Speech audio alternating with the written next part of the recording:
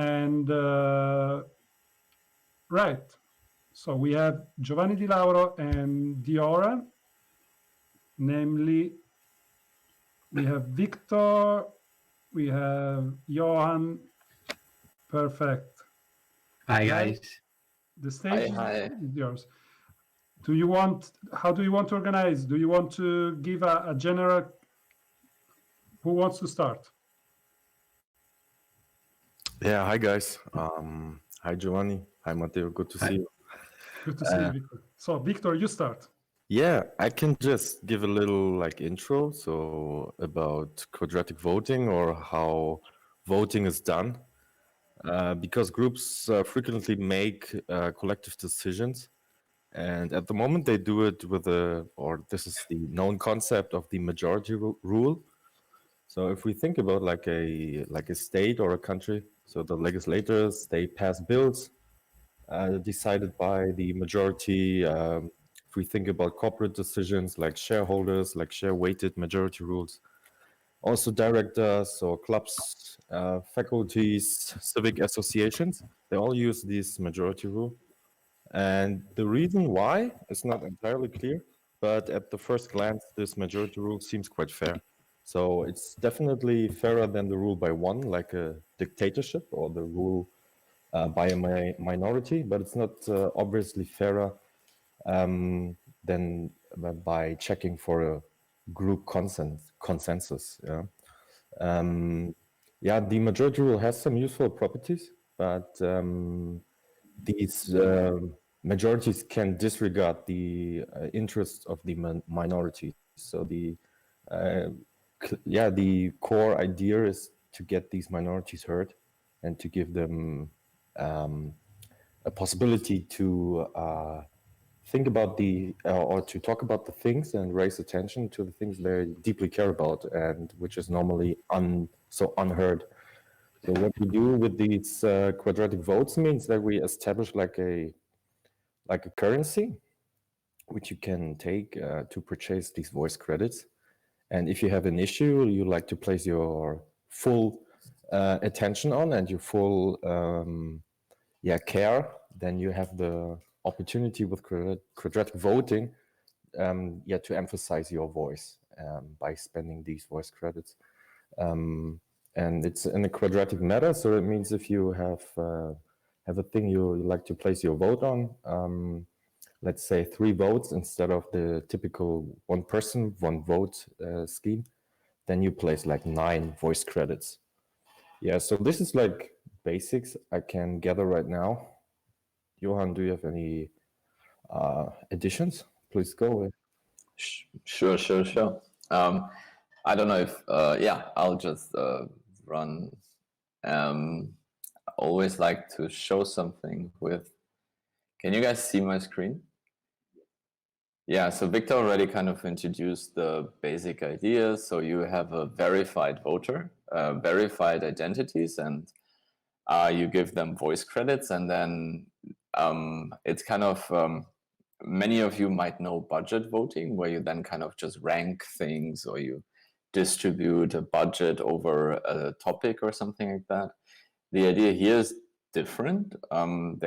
There's obviously also multiple decisions involved. So if there's only one decision, then everyone will allocate all their voice credits. But the idea is that there is kind of repetitive decision making going on, and then people use their voice credits to kind of either put one voice on each of the topics, or collect them and put many onto a topic that is important to them. And the result that you get is something like this, that you see on the left, on the top right. So you see how, instead of having a binary democratic signal of yes or no, we decided for this or not, you kind of see the distribution. And maybe you can, for example, see that on the no section, there could be something where a lot of people have actually invested 4 or 5 or whatever.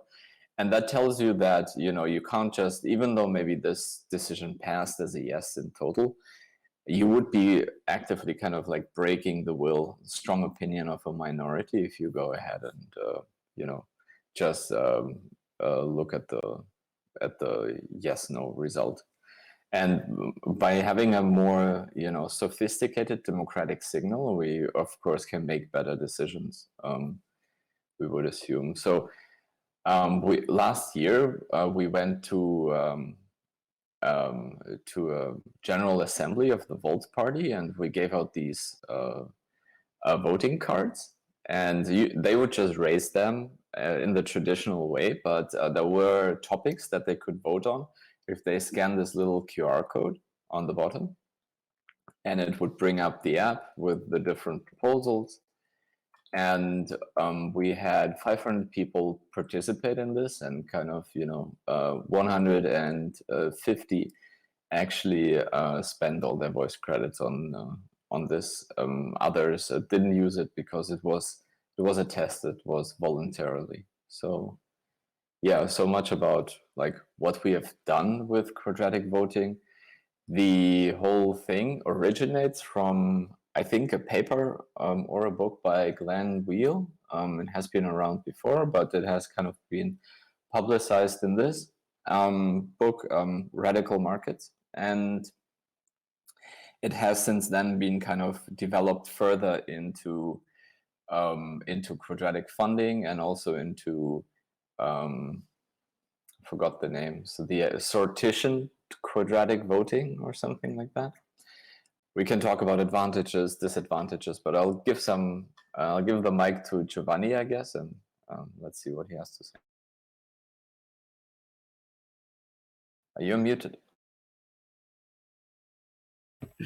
Yeah, it's here. No, I said you did such a great job on quadratic voting with all your apps. Very congrats on it. I'm trying to share the screen just because usually when I talk, I use the Blackboard. I don't have it here, so I'm going to use it's here. Okay. So you did can you see my screen? Yes.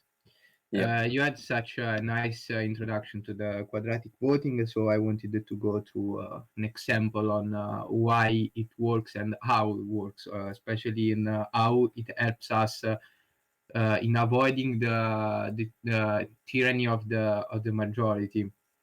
And because the one person, one vote is something that it's working because at least in comparison with, as you said previously, with dictatorship, and one person, one vote is now the list of the evil that we have, and we are trying to come to surpass it.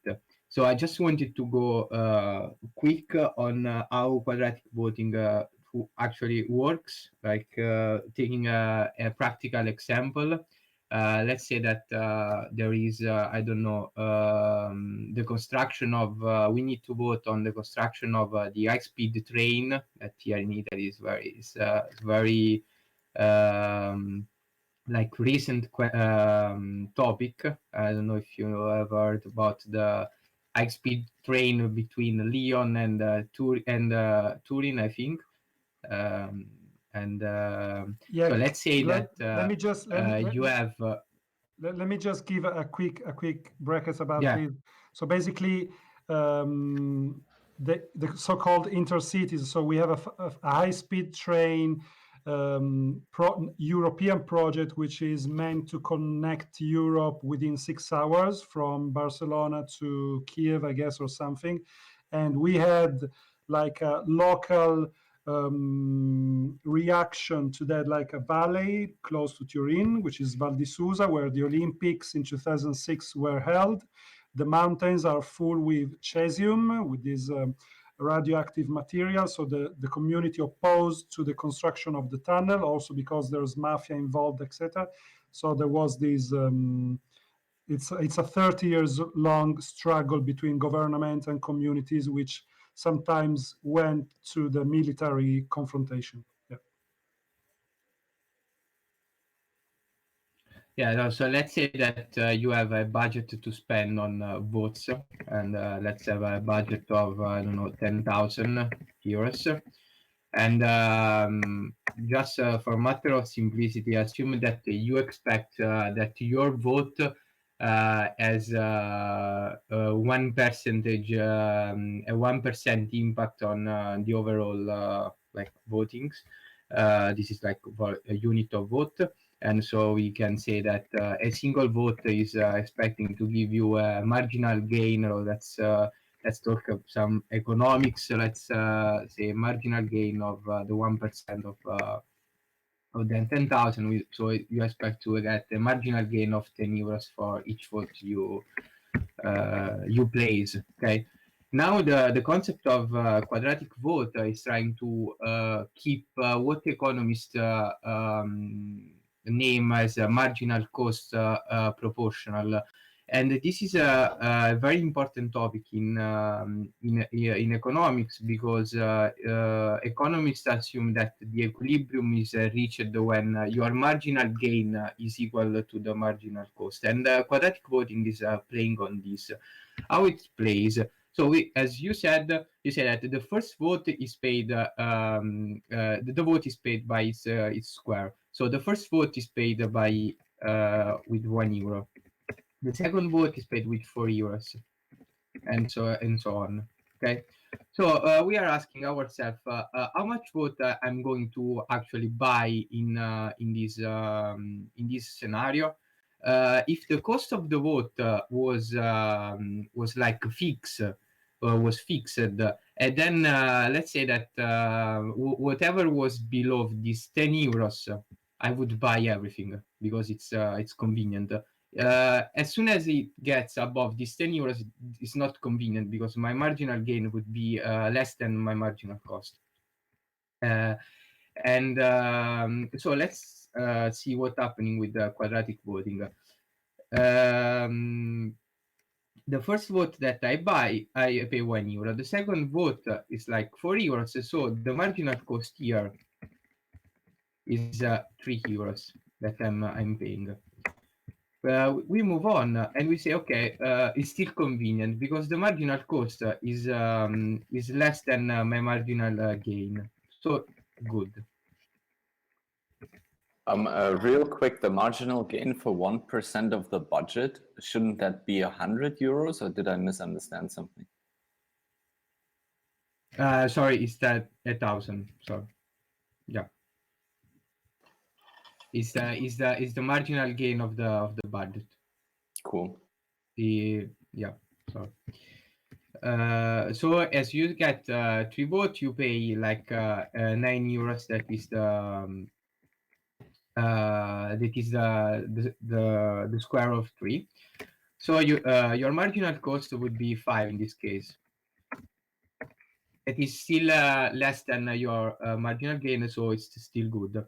The fact that we have to look here is that the marginal cost is increasingly proportional. Here we see that the marginal cost, as we proceed, it increases by 2, and this 2 is just the slope of the tangent because the derivative of the power function has a coefficient of 2, so it's coming from there. But the idea of the quadratic voting is this one of comparing the marginal cost and the marginal gain. As soon as it's convenient for you, you buy votes. As soon as your marginal cost exceeds your marginal gain, you don't buy any more votes. And the fact that the more you move towards more unitary votes, the more you pay because of the square, because of the power of 2 in place. So just to go quick, for 4 votes you pay 16. And your marginal cost will be of €7 here. Still convenient. Okay, so this is the main idea. Then the next time with 5 votes, we get a marginal cost of 9, so still convenient with continuing the reasoning. As soon as we reach 6 votes, something happened. With 6 votes, we get 36 euros to pay, and your marginal cost is 11, coming from the marginal cost of from the 25 euros that you paid to get the 5 votes. Okay, so if you bought 5 votes and you paid the 25 euros, you then want to buy another votes and you pay 36 euros, and so there is 11 euros of margin gain. Here you see that of marginal cost. Here you see that the marginal cost is greater than the marginal gain, and so you stop buying votes. And this is how behind the wood, like the quadratic voting works.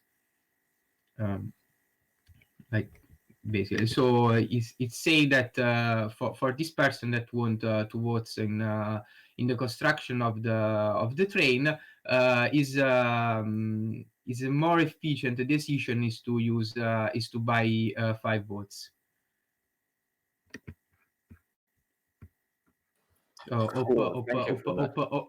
Hope it was a little clear. It was definitely a new example, and I understood that it doesn't need to be kind of repetitive decisions where you use the quadratic voting, but it also plays a role with the marginal cost and marginal gain comparison in just a single decision.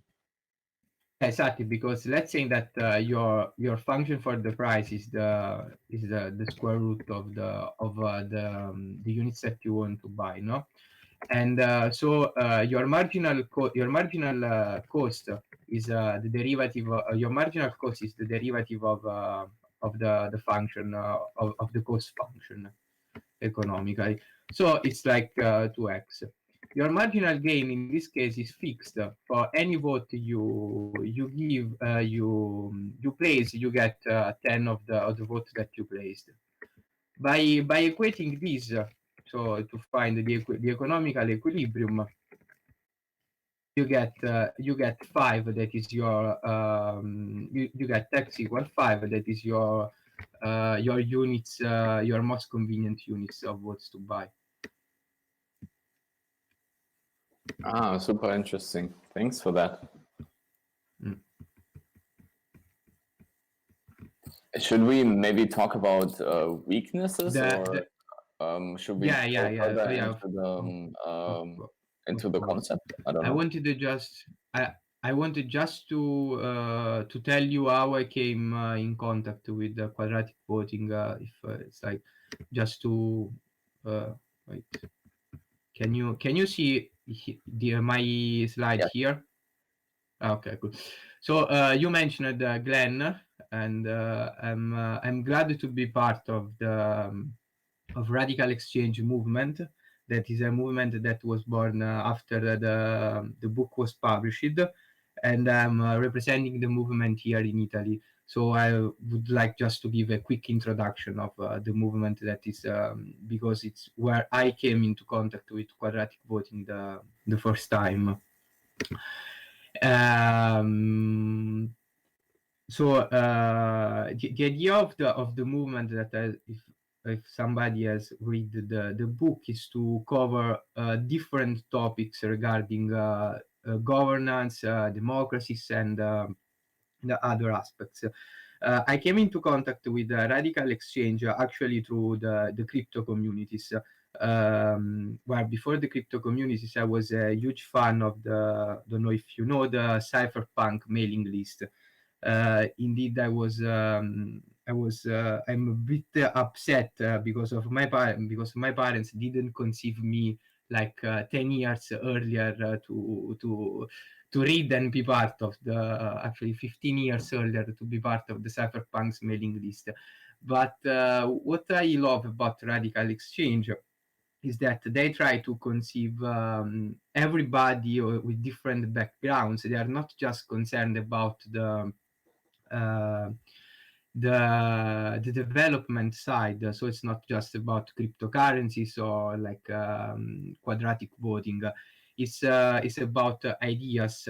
And this is why I really like the movement, and I'm glad that we are here in partnership with ETHTurin, because ETHTurin as well is born with an idea of having an impact not only in one specific area, but in different areas of the SDG. So as I was saying, the movement is about ideas. It's something that I really enjoyed about it, and it's pretty like an international movement. In Germany, we are very represented in. We have a very big community in Germany. In Italy is more centered in the north, in Milano, and also we don't have good beer in Milano, so I know that they have better beer in their meetups in Germany. So this was just a quick introduction on the movement that brought me here in ETHTurin. Otherwise, I would not be here because I didn't knew about it, and I'm really glad to have known it through RadicalXChange. So as I was saying, we try to keep a lot of concepts in discussion, as you previously mentioned, also the quadratic finance, but not only, also the aspects on data and things. What I loved about the discussion that we had, especially on quadratic voting and other topics, is that they bring to the tables people with very different backgrounds. And I remembered that when I was in Detroit, and we were having a discussion about data identity, and I was very convinced the fact that identity should be mapped maybe also biometrically to the people. But then with all the arguments between people with different backgrounds, and especially with a professor of social science, I said, no, okay, maybe you are right. It's a bad idea.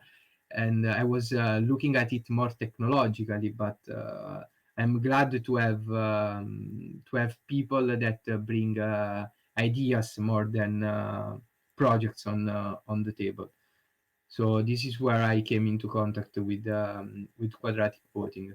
That I think is a good idea to solve, and I like to go on them now. It's a good idea to solve different governance problems, but it could have some issues, game theoretic issues that is going to bring to the table.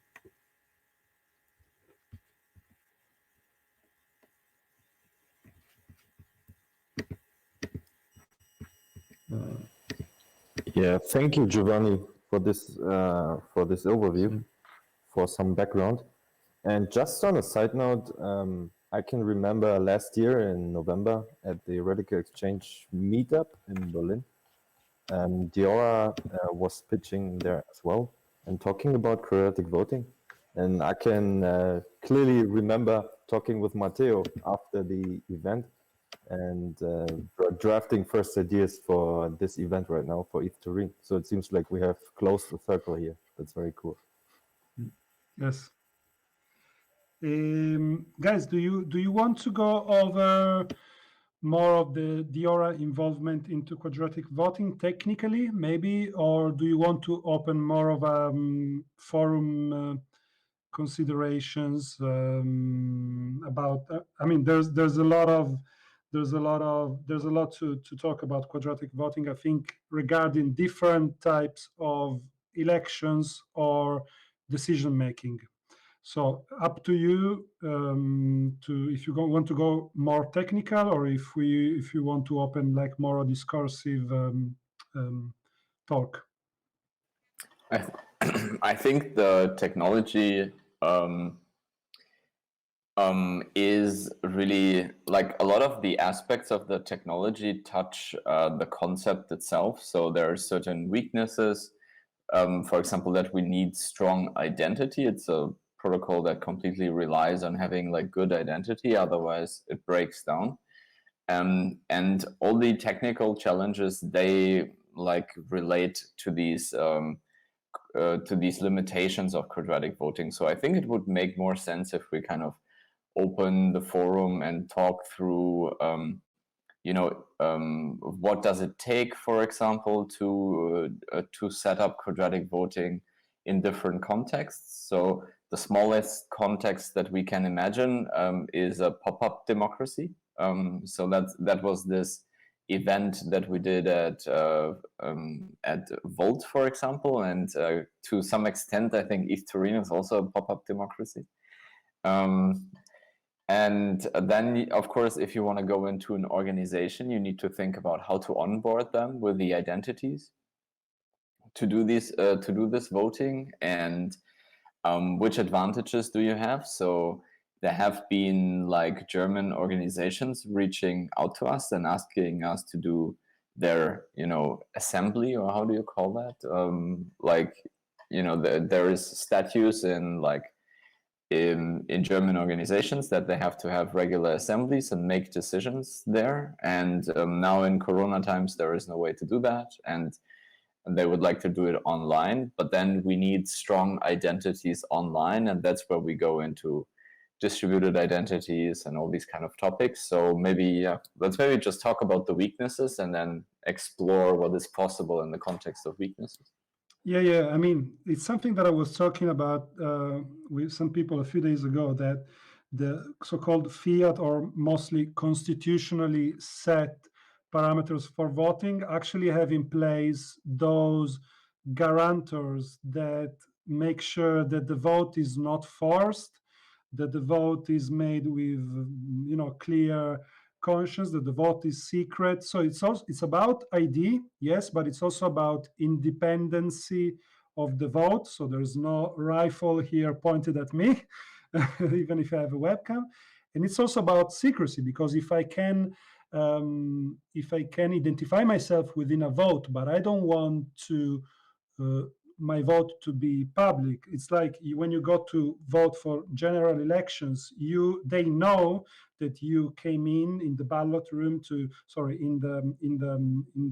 the box in the voting stations to vote. They know because there's the cop, there's the deputy, blah blah blah. They track you, but then you enter a secret space where you're not allowed to have these, where you're not allowed to have any influence whatsoever. So all these little analogic patterns are in place to guarantee. So to some extent, that is one of the good aspects of the monopoly of power, because represented democracy in the traditional way has the good thing that the monopoly of power guarantees that everyone has that right to be unforced, secret, So the question with ID is correct. So ID problem declines itself into several constraints. So how would you? I mean, you quoted the more assembly aspect, which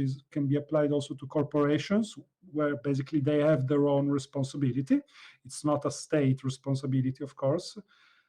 But of course, we are aiming at higher and higher levels of governance with these tools. So is there any proof of concepts or any white papers about how to deploy such a guarantor in the decentralized voting and quadratic voting? So you mean in the context of really voting in like a state? I'm not aware of projects that try to do that. So we, of course, when we started exploring quadratic voting, we got very excited and we wanted to do the German elections with quadratic voting, but that got stopped right in the roots, because there is a law that kind of says that the result of the vote should be, every like sane person should be able to check the result of the vote. And there have been decisions in, I think, the history of Germany that kind of says to check the vote, you shouldn't require a higher math education. And basically anything that we would do on a blockchain, anything that maybe involves zero knowledge proofs, other than like counting paper and reading, involves higher math. So I think we are cut out from that possibility right away. And we didn't even kind of continue exploring that. Also, as soon as you come to kind of decisions that affect humans, like where you select humans for a role or something like that, you need to have secrecy and you need to go into zero knowledge, which is technically kind of achievable, but still challenging. So yeah, I've been working on a voting project in Ukraine, which was without quadratic voting, but also we talked a lot about the coercion, I don't know how the word is pronounced correctly, but kind of influencing a vote outcome. So I can talk to that, but maybe someone has other ideas.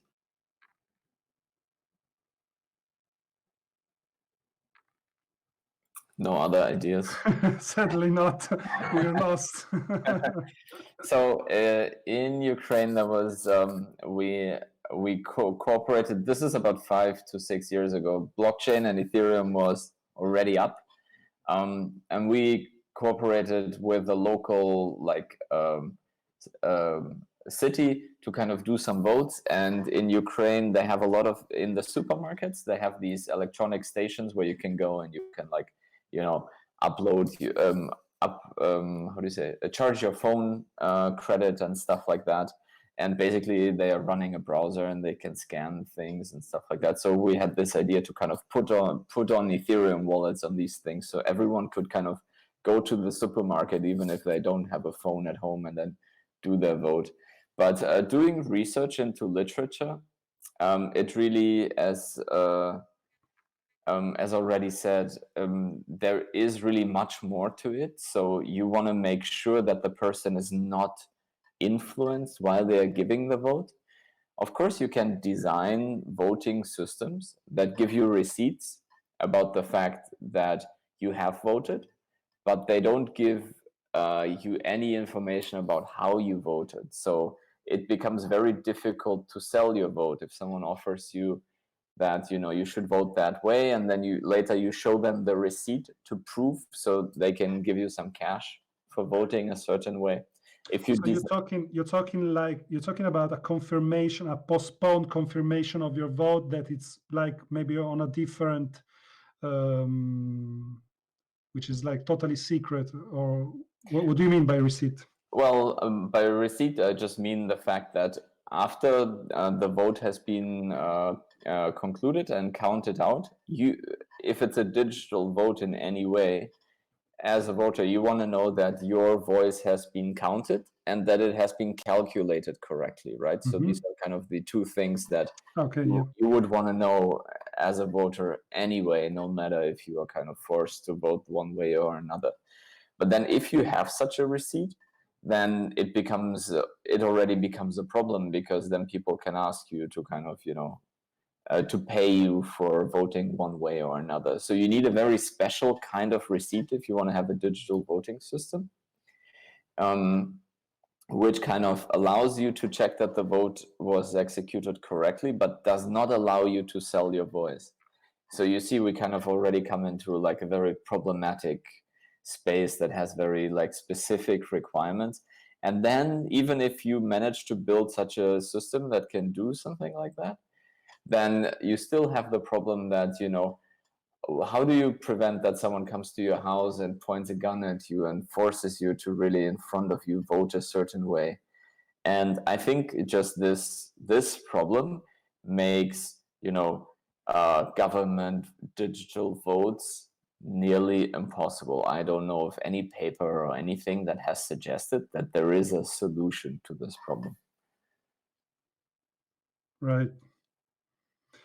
So that's why with quadratic voting in Deora, we've kind of focused on these smaller use cases, on decision making in communities and organizations, where first of all, it's not about people, so we don't need to go into full zero knowledge. So for example, the vote that we are doing now with ETHTurin, it's kind of on layer 2, but it's on on chain and public. So if you go into the block explorer, you will kind of see the tendency of how the vote is going to play out. But of course, in the app, we don't open the page with the results until the right moment. So yeah, these are the trade-offs that we are doing. But because of these trade-offs, we can only address like communities and organizations in the scope of like decision making. Yeah, exactly. I think that the best set to experiment with it is in right now in the corporate environment, like more in the of shareholder meetings for votings about companies managing ideas, and because like politically is very tough, like especially from the legislative side. So I hope that will come a time that we move towards it, but it's very tough. Which is true, but I also think that the harmonization and spillover of certain concepts can already happen without higher mathematical knowledge, meaning that even just like plain level, the concept of intensity of voting, this is something new that no one ever considered. But when people ask me about quadratic voting, and I personally don't know much on the mathematical side, but at least I managed to understand certain political connotations, and I just replied to them, how about, have you ever thought about voting with intensity? And they say, yeah, I understand that, even if they are not mathematically trained or literate. You know what I'm talking about. So it's about not like avoiding the one person, one vote or the universal suffrage system. Is actually to split that vote into a sack of weight that you can. It's about weighting your preferences, and also something which is very important, I think, in regard to Brexit elections, in regard to Italian political recent history, etc. It's about to is the concept to be able to vote positively or negatively also for political elections. Like in a referendum, you have like it's things that people don't think about. But when you say why for a referendum you're allowed to vote pro or con, but for a political election, no, you have to vote pro someone. You cannot vote counter against someone, which is a basic basic concept of democracy. As long as the majority of voters in the recent political elections almost everywhere are focused in the undecided cluster of votes, those who basically have a few ideas, but they surely know who they're not going to vote. So the idea the concept of being able to express their counter voting, their not political preference, that it's like an MVP that could get easily implemented as a first step towards this system, I believe. Yeah, guys, I can just add some of my thoughts here. Johann already talked about the restrictions we are facing with the legislation, and we have to check just the facts, how long these legislations or these constitutions we are acting towards. They're in place for some 100 or several years. So that means these laws and these constitutional setups, they were made, in my personal opinion, for different setups and for different environments. So before we can start exploring other ways of voting, let's say quadratic, or as Matteo just mentioned, like just expressing like a rejection, that if you get asked as a community member, hey, do you want this highway built next to your gardens? People would, I guess, ambitiously reject this proposal. So this is something like a tool of power.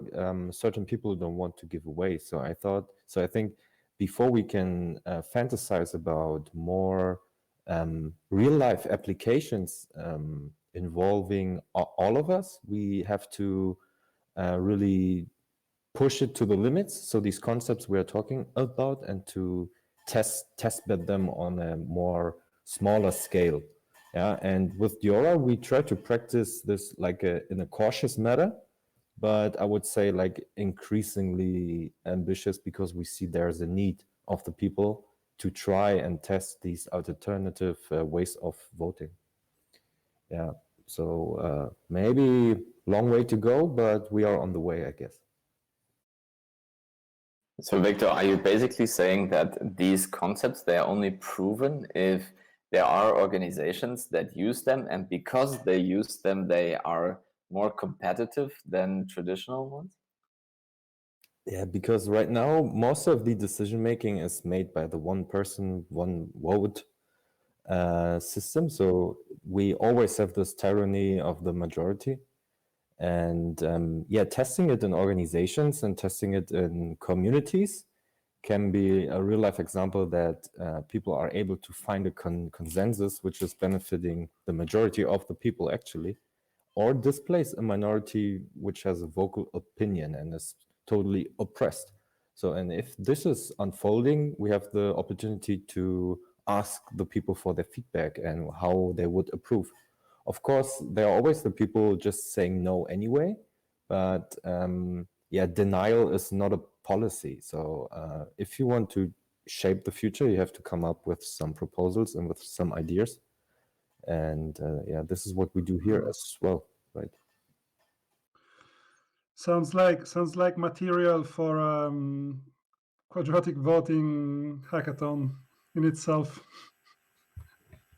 Yeah. We meet every meeting and conference we meet, we just ping to another happening in okay, cool. I take note. Maybe let me shock you guys a little bit. So now that we're kind of focused down on organizations and communities, there is other ways to make decisions that don't involve voting.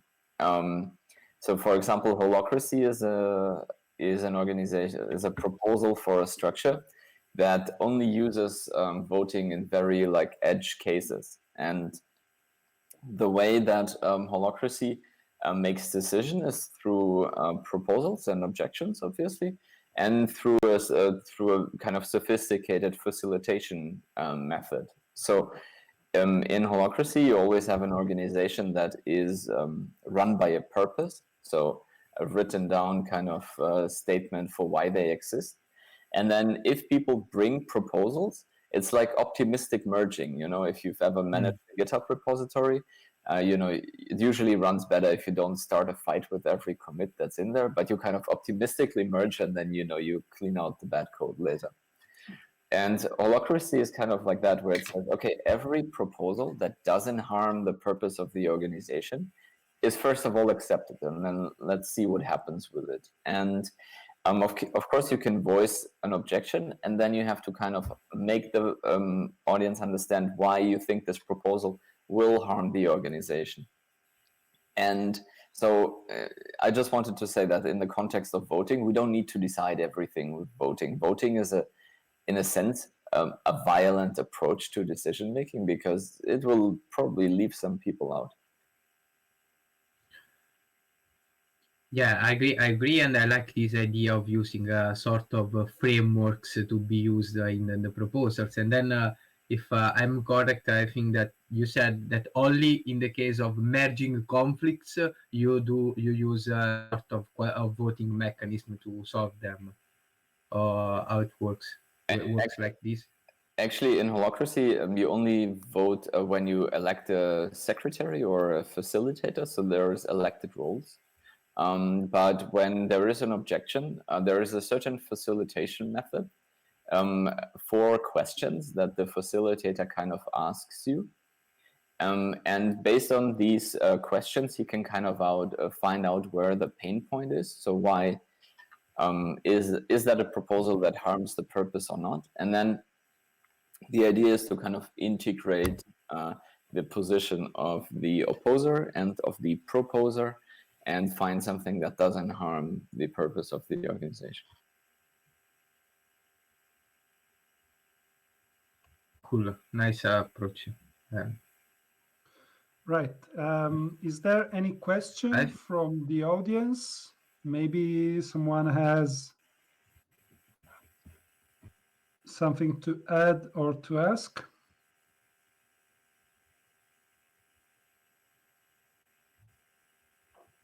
Not really.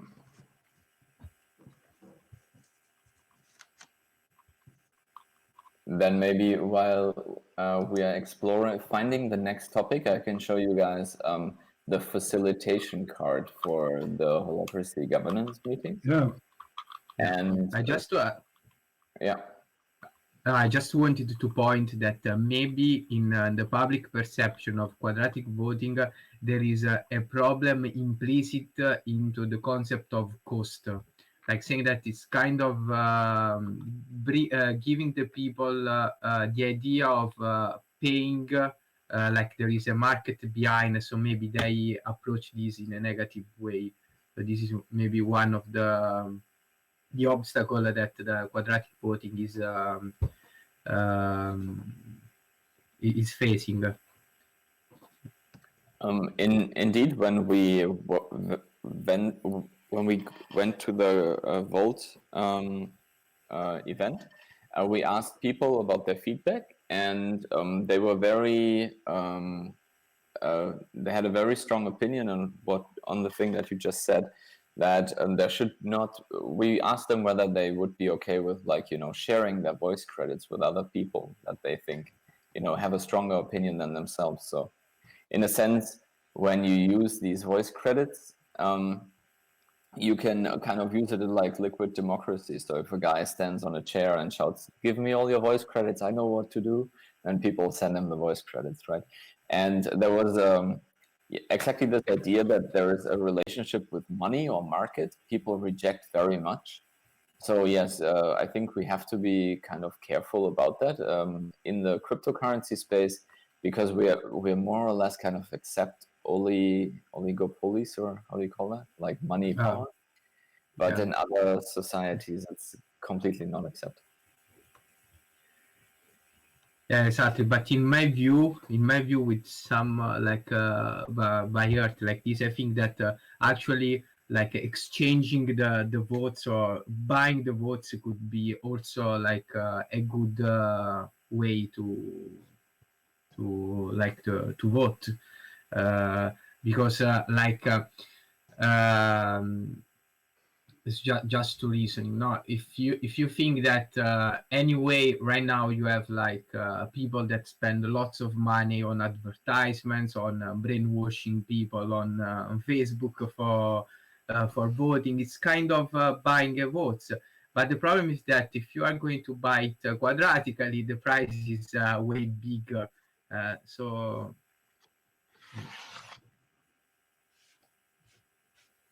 yeah, there are still pros and cons. That although I think that there are more pros,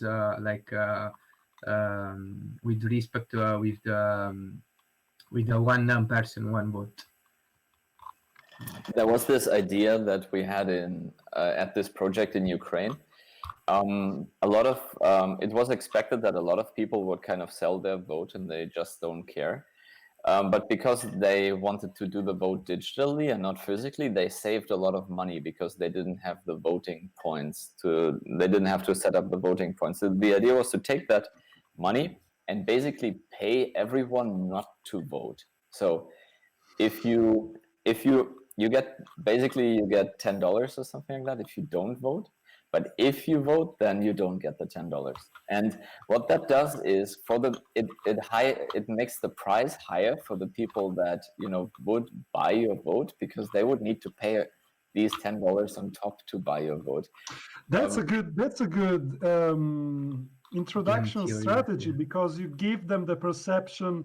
Basically, you're buying their votes. You say you're not voting, so you give me your right to vote, and I pay you $10. So you make them aware of the economic weight of this right. This is really interesting. Nice. Yeah, but of course, if you do it like this, and you kind of say, like, if you don't vote, you get money, then you get a very bad turnout, right? So, like, likely. So it was never adopted, this proposal. But it's theoretically good. I would say it's theoretically. It's a sort of mirroring, It's really good. Has anyone heard of these newer proposals in the ETH Research Forum with a sortition in quadratic voting? I'm not sure if I can summarize it correctly, but there have been proposals by, I think, Vitalik to use sortition. So if you look at a big decision like vote for a president in the US or something like that, even if you use a quadratic kind of way to do it, you can kind of calculate that your influence on a vote, even if you're in a swing state and you're in a kind of good position to make it happen, only gives you an influence of, like, if you measure it economically, in less than 1 cent.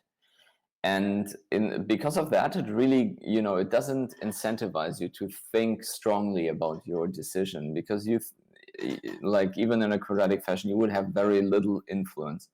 The idea of sortition is to kind of have a random number generator that selectively picks certain subgroups of the voting group and gives them a higher influence. So if you are in this vote, then your voice counts 10 times or something like that.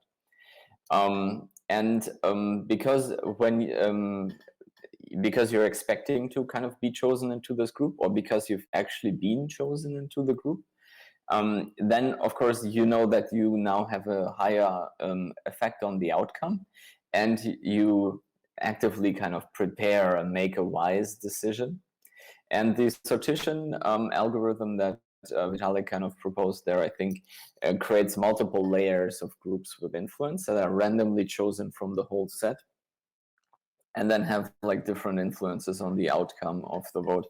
By that, kind of establishing this sortition as a measure of kind of reputation as well, because you want to contribute the best to the outcome. Right. Question: does this sortition happen, like, it's notified beforehand, or is something that that you can that your vote can? I mean, is this sortition, like, in power? Like, that there's a sortition, and you can be the one which votes exponentially compared to everyone else, or is something that you are notified somehow beforehand, so you actually work around it, and how does it work? Unfortunately, I don't know. I think the algorithm or the proposal just talked about, like, selecting it fairly and making sure that it is the distribution is well formed.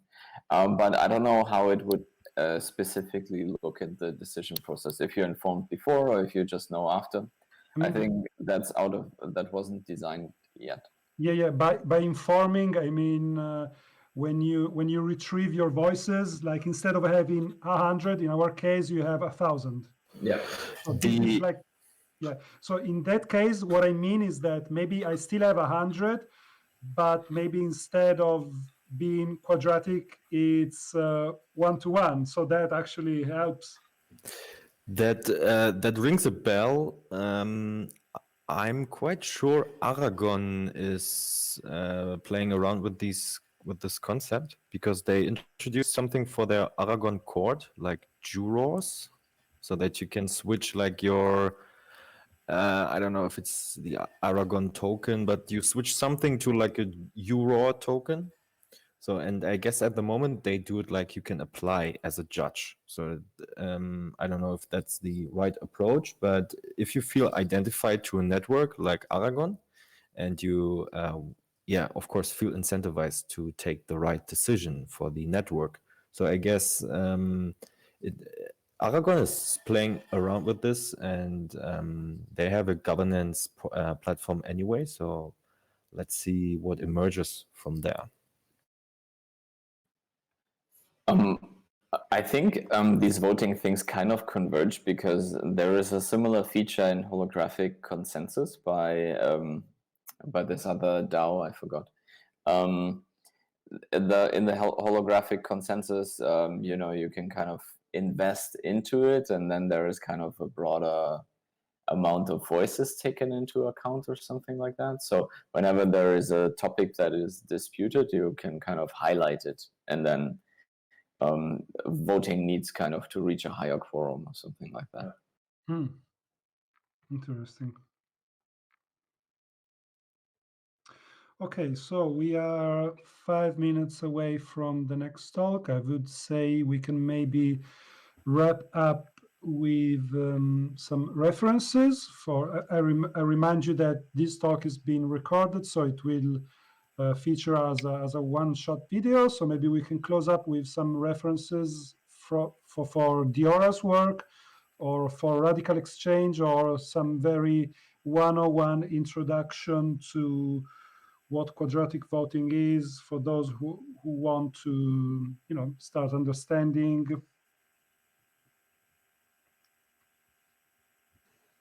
Who should start? Okay, so yeah, if you want to find out more about quadratic voting, please check out Deora.earth. And I'm happy if you write me Johann at Deora.earth, you'll find I will definitely respond. And then for if you during the hackathon want to know anything more, then we have a Discord channel where you can ask us anytime. And if you check out teal.garden, that's a platform where we kind of collect processes, and quadratic voting is in communities is such a process as well. So we collect governance processes and others like for communities to adopt, and quadratic voting will be part of the solution set that's on there as well. So teal.garden. Thank you. Stop sharing. And Giovanni, do you have any reference? For me, I would say that our reference is RadicalXChange.org, and to follow us on Twitter, and to follow our blogs.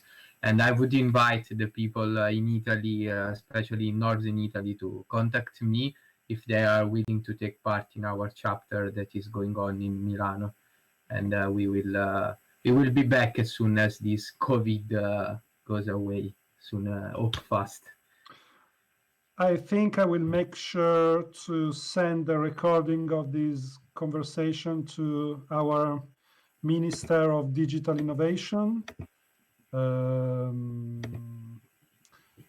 who's also from Torino, is the ex-assessor of Torino's innovation. And so maybe we could get some feedback from institutions as well. Okay, guys, thank you very much for joining. I remind everyone that the voting part will happen on vote.ETHTurin.com on a DApp proposed by Deora, and I will start sharing a quick tutorial from tomorrow evening so everyone can get a bit acquainted with the system, and then let's see if it works. Okay, guys. Thank you, guys. Thank you, Victor. Thank you, Giovanni. Thank you, Johann. Thank you, guys. See you soon. Thank you. Right. So we are now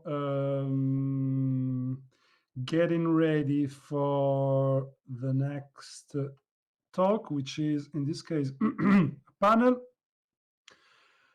called Reframing DeFi. moderated by Emiliano Bonassi from DeFi Italy. We already had Simone Conti from Edu and DeFi Italy talking about circular economy patterns and DeFi. Now Emiliano will basically moderate Maria Magenes from MakerDAO, Alessio Del Monti from Dex Wallet, and Matteo Pandolfi from Idle Finance. I think that the time is set and we can start by welcoming Emiliano, who's also one of the organizing horses of ETHTurin, along with all of us.